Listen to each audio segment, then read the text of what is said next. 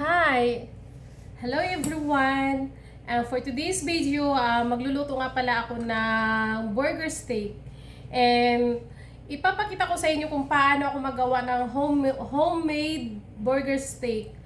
And before din pala ako mag-proceed sa paggawa ng ng homemade burger steak, gusto ko lang pala sabihin na thank you sa mga star sender ko.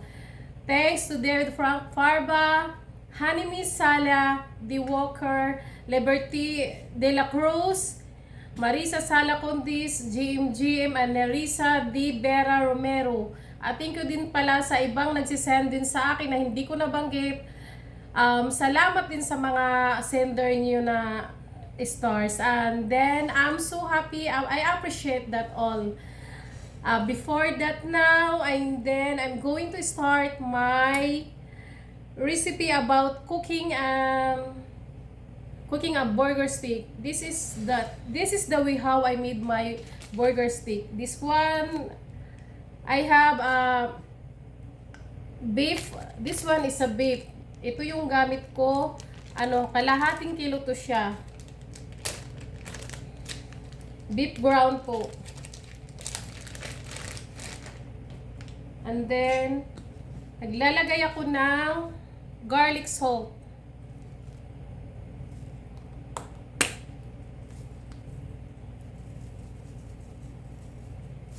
Garlic salt, black pepper, ayan.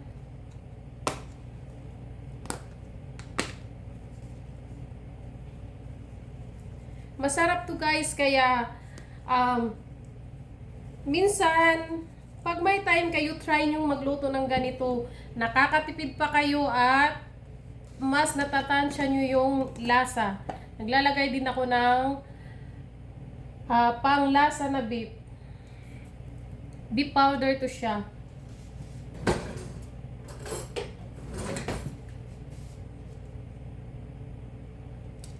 Kailangan tansyahin nyo lang yung mga yung mga ingredients na nilalagay nyo. Ayan, maglalagay din ako ng lemon dahil mas gusto ko na may lemon. At naglalagay ako ng bitsin. Kunti lang. And then, salt. Ginagamit kong salt ay pink salt, but kung pero pwede rin kahit basta salt. Pero kailangan nakatansya lang din yung pagtitimpla nyo, ha. And then, naglalagay din ako ng egg.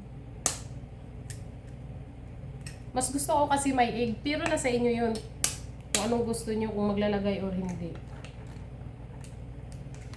Ang next ko naman ilagay ay naglalagay ko all-purpose.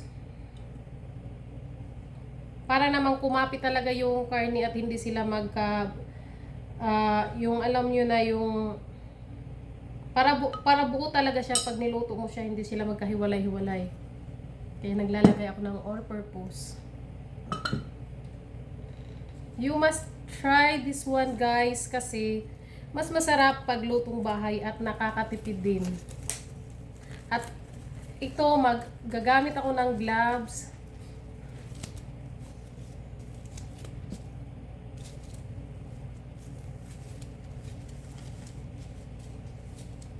At ihalo-halo ko na siya. Ganito lang, ihalo mo lang, tapos malalaman nyo rin kung yung lasa niya ay tamang-tama na dahil yung aroma niya talaga ay lalabas. Kaya pag once lumabas na yung aroma niya talaga na ang bango-bango, ang ibig sabihin niyan ay ang ibig sabihin niya ay yung lasa niya ay tamang-tama lang talaga at masarap na pag lumabas na yung aroma niya. Yun ang lagi niyong tandaan, pag lumabas yung aroma niya, ibig sabihin masarap ang kinalalabasan ng pag-mix mo ng mga ingredients at tamang-tama lang yung timpla. Paborito to ng anak ko at ng asawa ko, itong burger sticks na ginagawa ko. Kaya sometimes, nagagawa ko nito burger stick, like, pag nandito yung asawa ko, ginagawa ko to ng 4 I know, ginagawa ko to ng ano, minsan weekly or twice a week. It depends.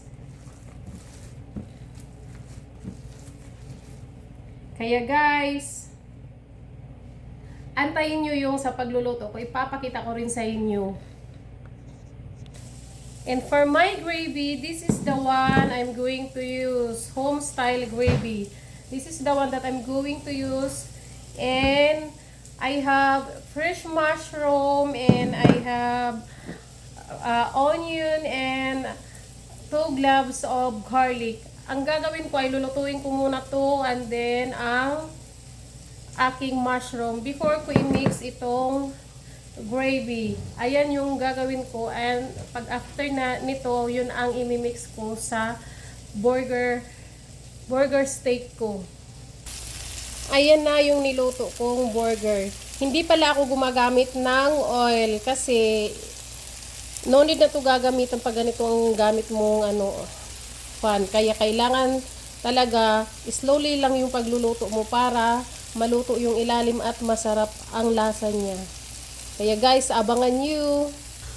Sa pagluluto ng gravy, ito nga pala yung gamit ko, olive oil. Kunti lang yung nilalagay kong olive oil. Kasi kailangan kong lutuin yung onion, garlic, and then lutuin ko muna tong mushroom before ko ilagay yung gravy niya. Lagay ko na yung onion, garlic. Lutuin muna siya before ko ilagay yung mushroom. And then, ilalagay ko na yung mushroom.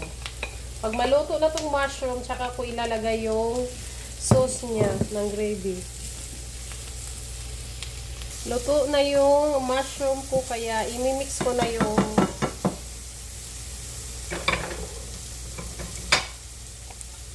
soup, yung gravy. And then, maglalagay lang ako konting water.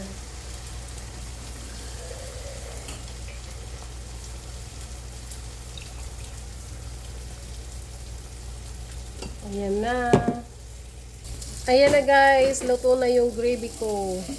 Ito, tapos ko na niluto yung burger steak ko at ito yung gravy at ihahalo na natin yan. Kaya guys, try nyo rin magawa ng ganitong burger steak. Masarap siya at mas nakakatipid ka pa pag magawa ka na lang kaysa kumain kayo sa labas, di ba? At masarap pa pag sariling gawa. Healthy pa dahil homemade siya.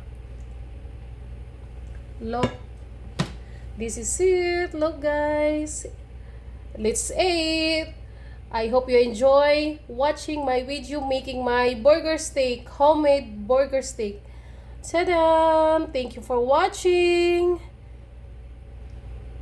Bye!